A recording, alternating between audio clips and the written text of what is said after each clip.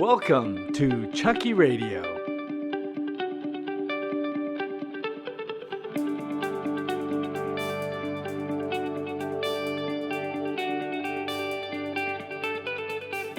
Theme music by Joseph McDade, josephmcdade.com. So the question for this episode was, what was the most amazing party you've ever been to? Well, for me, that is a Chucky classic story. It is the story of the Cannes Film Festival Yacht Party.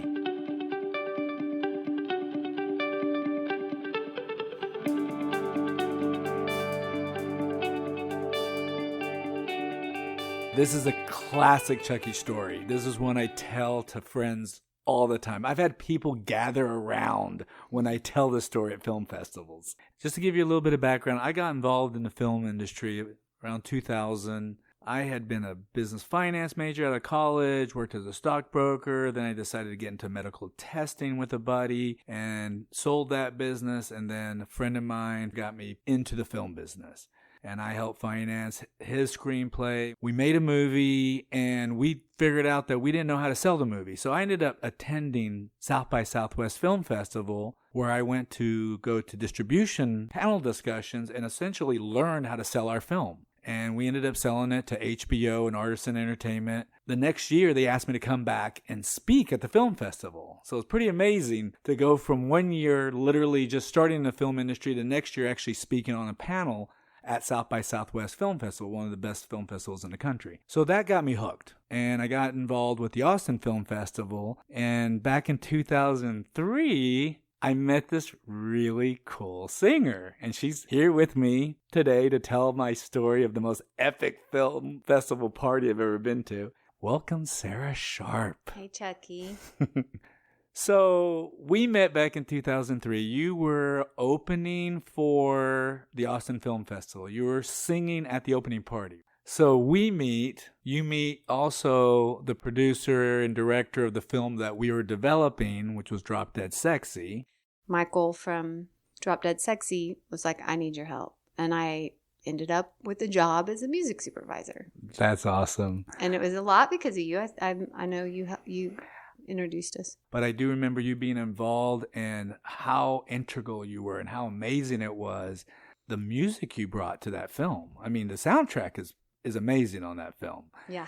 And then I think what was really cool was they wanted to use The Girl from Ipanema as a song, but the cost to use that song was ridiculous. Prohibitive. And so they said, hey, Sarah, can you write something, compose something for the film, right? And so you did an amazing song. I knocked it out. Yeah, it was I felt like I just got lucky, but I still play that song. It's actually still a song of which I'm proud. Honestly, when I heard all your music, I always go back to that song because that's one of my favorites, regardless of the fact it was in the film that I was involved in producing. Love that song, Blame It on the Night. That was our beginning, is being involved in Drop Dead Sexy. And over the years, of course, you and I have gotten to be closer and closer friends. So we end up premiering Drop Dead Sexy at South by Southwest in 2005. And then we are selling the film. Our foreign sales agent was selling it to international distributors at the Cannes Film Festival, at what they call the market at Cannes. So from you and I hanging out at the Austin Film Festival, we got to know Shane Black, who is a significant figure at the Austin Film Festival. He's involved in it. He's there every year. I believe he's on the board. Or advisor or something. Right. So he's an integral part of it. And for those who don't know, Shane Black, because a lot of people don't know the writers behind films. And that was one of the beautiful things about the Austin Film Festival. It's a writers film festival. It's a writers conference. And so Shane's the guy who wrote all the Lethal Weapons, 1, 2, 3, 4. He wrote A Long Kiss Goodnight. So Shane was actually directing his first film. And he was being backed by Warner Brothers, Joel Silver, who was the producer at Warner Brothers, who'd done a lot of the films that Shane had written. So Shane had directed Kiss Kiss Bang Bang with Robert Downey Jr. and Val Kilmer and Michelle Monaghan. And so when I found out that Shane's film was premiering at the Cannes Film Festival, immediately I'm like, I got to get hold of Shane and see about getting tickets to go to the premiere, go to the party, because I know the filmmakers, everyone gets a certain amount of tickets, and then there's usually a party associated. And so I had gotten a hold of Shane, and I'm like, hey, man, congrats. I hear you're premiering your film at Cannes. It's like, listen, I'd love to go to the premiere. I'd love to go to the party. And so he's like, yeah, no problem. I'll get you tickets. I'm like, oh, by the way, Sarah, because he knew you, of course, is touring in Italy, and she's going to be showing up at Cannes. He's like, oh, yeah. So he got us both tickets. So you show up. And we're at the Cannes Film Festival. Mm-hmm. So I had my tuxedo. I've been to premieres before. You got to be black tie. You brought your nice black dress. I've been to several premieres, but this was probably one of the biggest ones I've been to. Mm-hmm. And it's at the Palais, which is the big venue. The huge red carpet. Oh my God. Stairs. Massive red carpet. All those stairs leading up. I was a ballet dancer growing up, and I still was like, dear God, don't trip. That's a lot. That's a lot of eyes on you going up a lot of stairs. Well, and you look over, and there was a bank of photographers, right? And you told me, just look like you're famous because you look great, and so they're going to try to figure out who you are.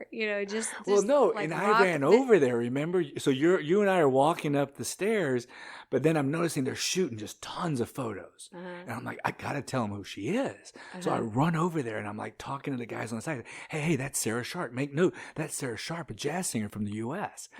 And so they were all like jotting your name down. And you totally coached me. You were like, rock this red carpet, girl. I'm like, okay. As we're getting to the red carpet, we had just seen walk in front of us. Like literally right in front of us. Natalie Portman. With her head shaved. Which was awesome because it's when that? she did. Yeah, of course, because she did V for Vendetta, which is one of my favorite films ever. So we get into the premiere, we sit down, and I don't know if you remember, but I told you, after we sat down, I said, okay, Sarah, as soon as this is over, we got to haul butt out of here. To the party. Yes, because I've been to a lot of Cannes Film Festival parties, and literally thousands of people show up. And it's a huge cluster, and you got to be there quick because it's like, they got to check everyone off the list. So we're watching the movie, great movie, had a blast. Such a good film. It was a great film. And film's over, and I'm like, let's go. So we haul butt, and the instructions to the party say to go to the marina. Mm-hmm. So we get down to the marina, and there's hardly anybody there.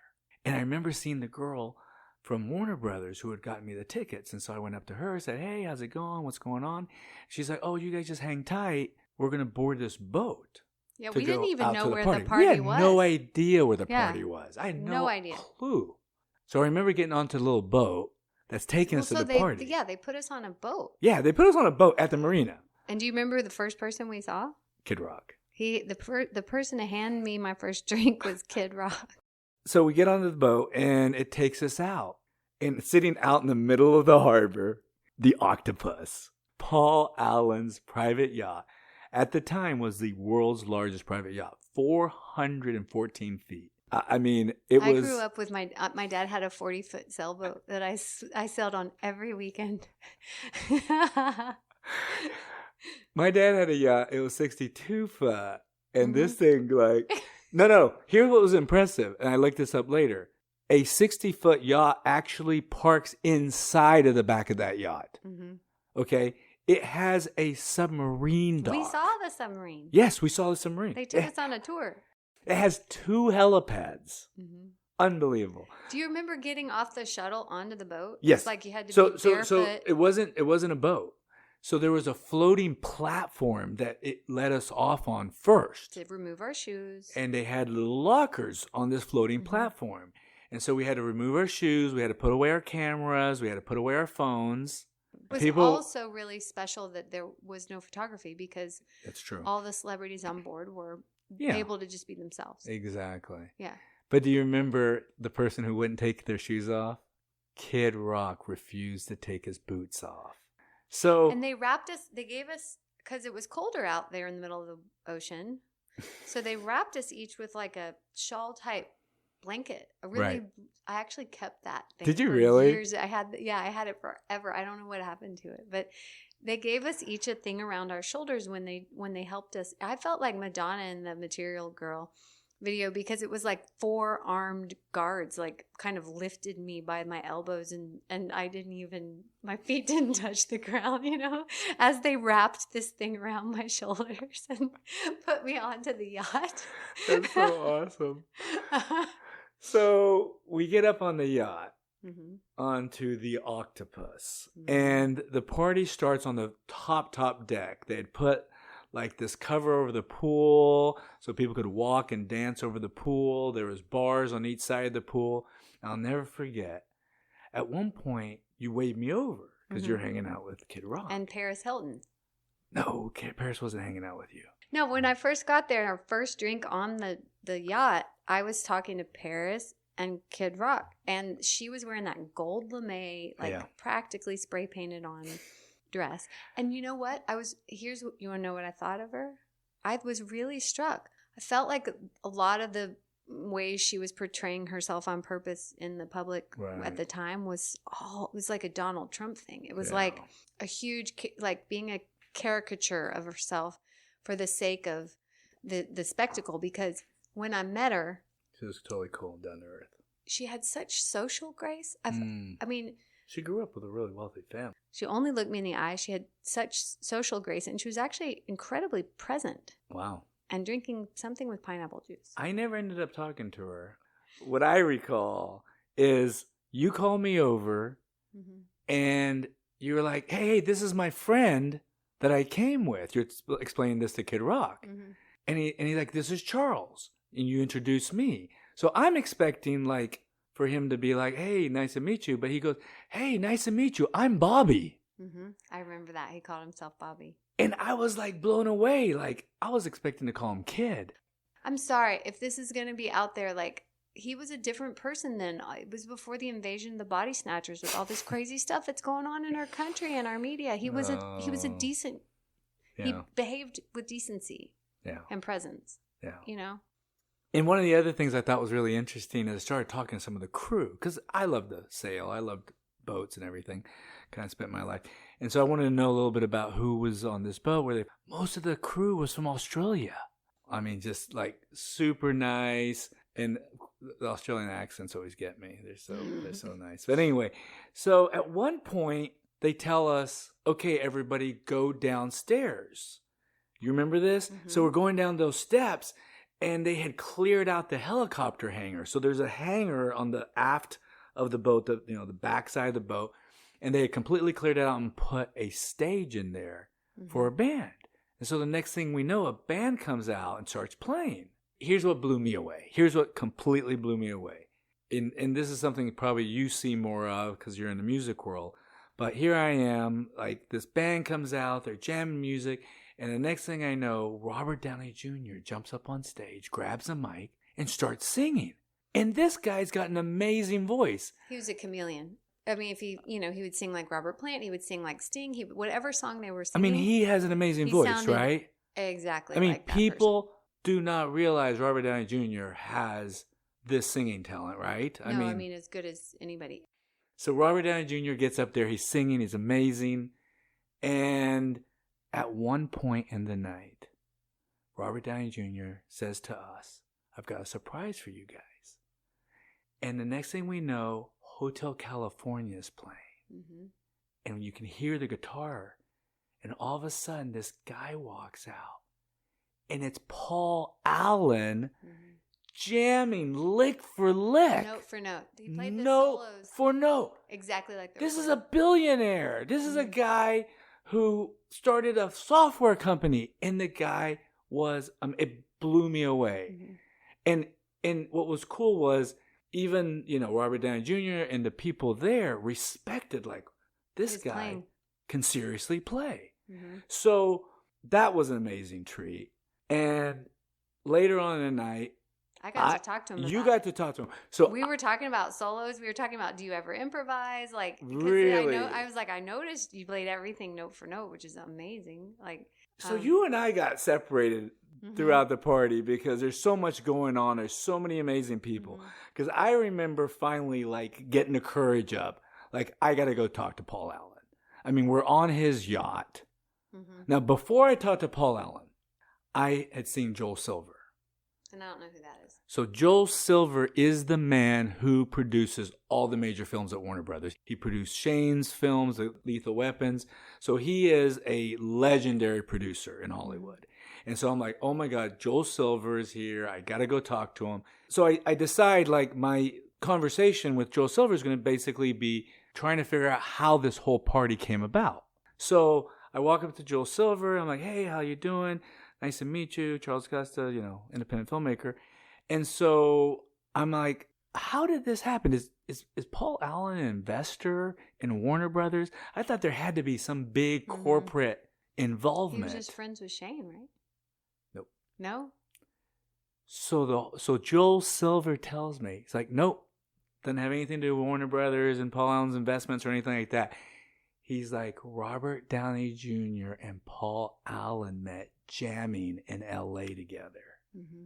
And that's how the whole thing came together. It was legit music happening that night. Legit music. No, so music is what made this whole party happen. It had nothing to do with mega money and corporation, nothing. Mm-hmm. It was Paul Allen and Robert Downey Jr. loved to jam together. So after I talked to Joel Silver and gotten that story, I'm like, I have to talk to Paul Allen. Mm-hmm. I just like, this guy's, it's his yacht, this party. So I finally walk up to him and say, Mr. Allen, pleasure to meet you. It's like, I think it's amazing that you and Robert know each other and this whole thing came together. And he's like, yeah. And he was just the nicest guy. I mean, I had a short conversation. Obviously, you talked to him a lot more. Yeah. That's pretty cool. Uh-huh. And so I just I've met 3 billionaires in my life, and that was one of them. One of the things I remember, so back to the fact that Kid Rock didn't take his boots off, at one point we were all standing together. I remember you, me, Kid Rock, a couple other people just hanging out in that back deck, and someone dropped their glass. And all of a sudden the glass shattered. And of course we're all freaking out because we have no shoes on, but Kid Rock didn't give a shit because he had his boots still on. I don't think Robert took his shoes off either because I remember they were strikingly purple, like Willy Wonka purple. That's funny. So amazing party, meeting amazing people. I remember the night starts winding down. We go, it's like you, me, Shane, we're going into literally into the morning. The sun came up. The sun was starting to come up. Mm-hmm. And one of my most memorable moments, I didn't talk to her. I remember Paris leaving. Mm-hmm. And I remember calling out to her. And I was like, bye, Paris. Mm-hmm. And she turns back at me and says, bye, sweetie. I'm like, Paris Hilton just called me sweetie. I just thought that was cute. Everything's winding down. All of a sudden, the sun's coming up. We've been on this yacht all night partying, having a blast. Time of our lives. And I'll never forget, we finally okay, we got to go. And we start walking down to the platform, get our little shoes and everything out of the little locker that's on that platform. And the shuttle boat had left to head back to the marina. And so I turned to the guy on the deck and I'm like, so when's the next shuttle? And he turns to me and he's like, oh, that was the last one. And I'm like, whoa. And the sun was... It was 6 a.m. Yeah, it was slightly light now. Yeah. I don't remember that was the last shuttle. I remember. Yeah, no, that's what he told me. Okay. So he tells, because you guys are all hanging out talking, and the guy tells me that's the last shuttle, and I'm like, no, because Shane had a interview, I think it was MTV or someone like that, and he had later that morning, and so I remember thinking, oh my God, Shane can't get stuck here. So I turn to the guy and I'm like, no, you don't understand. The director of the film that this whole party's about is here and he has to get back to land. He has an interview coming up. And so the guy, freak him out and he gets on the radio and all of a sudden I see the boat turn around. Aww. And it comes back to get us. And so it comes up, it gets us. We get to the marina. And we're unloading. Shane's got to, get going because he's got to get ready for his interview and everything. So we're getting off of the boat, and there's this beautiful yacht parked in the marina. And these guys look over at us, and they're like, where did you guys just come from? And we point to the octopus, and they're like, we were just partying on the octopus. And they're like, no way. And they're like, come have a drink with us. And I remember Shane had to leave, but you, me, and a couple other people, we get onto this other yacht in the marina. I do. And we keep partying. I don't think we quit partying until 10 o'clock that morning. Must have lasted longer than I did. I remember it was almost noon when I went to sleep. I went to sleep at noon the next day. I remember sleeping for 30 minutes on the deck. of the boat where I was staying after that party. And then we had to get out because Tara, who was letting me stay on her boat, was taking her distribution meetings on her boat. So it was literally like, I have a meeting in 30 minutes. Like, you get out of here. I'm still in my dress. So that is the Chucky Classic Cannes Film Festival yacht party, and how awesome it was that one of my best friends, Sarah Sharp, was with me on that party. No, I mean, honestly, and you know what's so funny, Sarah? Obviously, we all experience things in life. We have amazing moments and things like that, and it's just so cool. And one of the things I was really excited about doing this episode is that I got to share this with a good friend of mine, and that you were there. And you know what's funny is I think you and I have never really told this story together. No, never. So we're going to conclude this podcast with the song that brought us together. I'll probably sound like a baby. That record was like in 2004. I probably sound like I'm 13. I've not listened to that record. You're going to get to hear a little bit of Blame It on the Night. Oh, Lord. Thanks, Sarah. Love you, Chucky. Love you too, Sarah. Tonight the air is magic on the tongue, and there is warmth enough for everyone. Tonight the earth draws us in. The night has just begun. Tonight the moon shines just enough to see your perfect lips move across my cheek. I am weak, I am weak. Tonight you are the one for me. And if you say you love me tonight, and if you prove your words just right, then if tomorrow